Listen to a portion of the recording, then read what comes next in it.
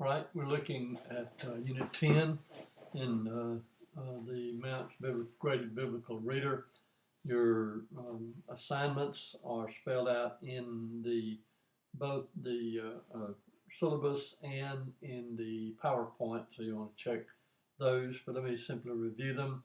Your Tuesday assignment for all of the class except the group doing work is by Tuesday you need to do your grammar review, which will be chapters 26 through 28 of the third edition of Mounts.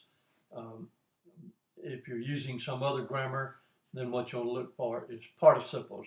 This unit and the next unit, you're going to be reviewing participles. There are a good many things to review on those, so you want to pay attention to that.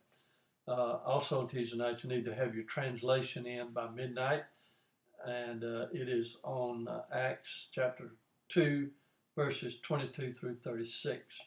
Now the group will be working on that same passage.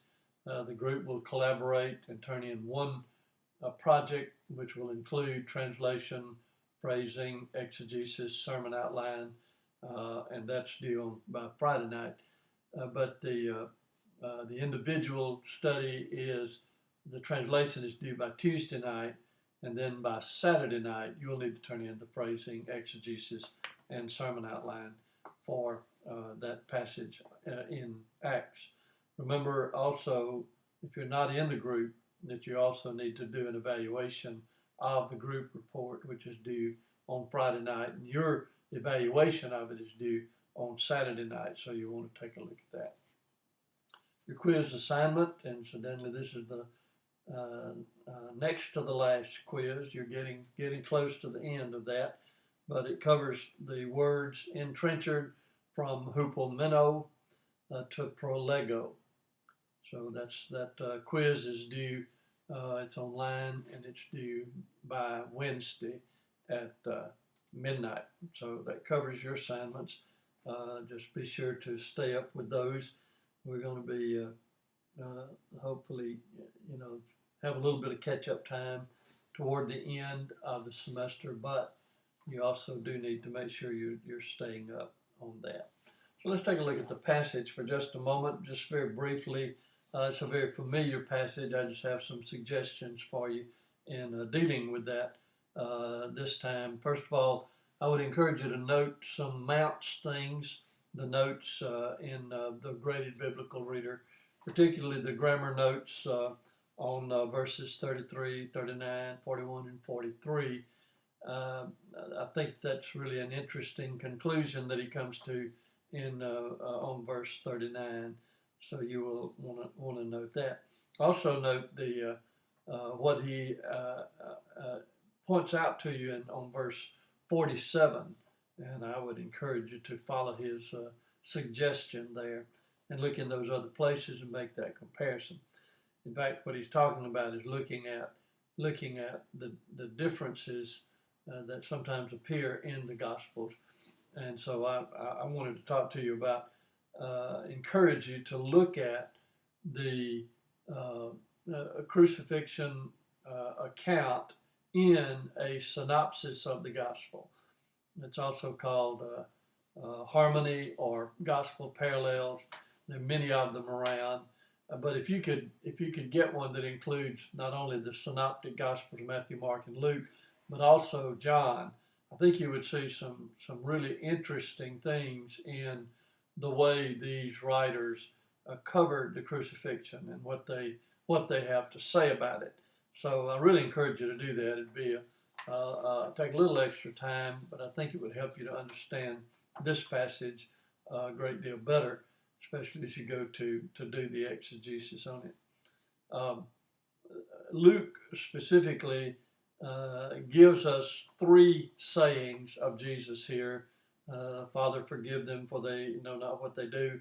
And then he talks about the criminals and their response, and Jesus' response, today you'll be with me in paradise. And then finally he talks about Jesus saying, Father, into your hands it's usually translated commit. Literally it means to set before or to set alongside, place alongside. But anyway, I set before you my spirit. That's a present middle indicative, and I think it is a very significant word. Some of the other writers use a very similar word, which I'll talk about. I mean, a word that has some similarity to that, which I'll talk about in just a minute. But I think what Luke is doing here is the same thing that the other writers are doing in pointing to Jesus' voluntary death, the fact that he made the commitment to fulfill the Father's will and complete his work, and so he did so. There is a word that I love a lot that appears in several places in the Gospels, and I've got it over here on my other computer, the note, so I will remember exactly where it is. But it's the word paradidomi. It means to give alongside, and it's used in several cases. Let me just point them out to you. It's used in Matthew 26:47, where Judas betrayed Jesus. Judas handed Jesus over to the Jews. It is used in Matthew 27, I think it's 20, I believe is what the verse is. I don't have the verse there, where the Jews handed Jesus over to Pilate. Same word that's used there. It's used then in John 19:16, where Pilate handed Jesus over to the soldiers to be crucified. Same word there. And then ultimately it is used by Jesus in John 19:30, and that's the one that's very closely related to what Luke says, because what Jesus does, you remember, he had turned down the sour wine with the narcotic in it earlier, but now he says, "I thirst," and someone moistens his lips and his mouth with that, and then he cries with a loud voice, "Tetelestai," it is finished, and then John says he bowed his head and handed over his spirit to God. That's very similar to what Luke is saying here. When you look at all of these together, you see some things like that, and that's I think that's a very significant word. Incidentally, Paul also uses it in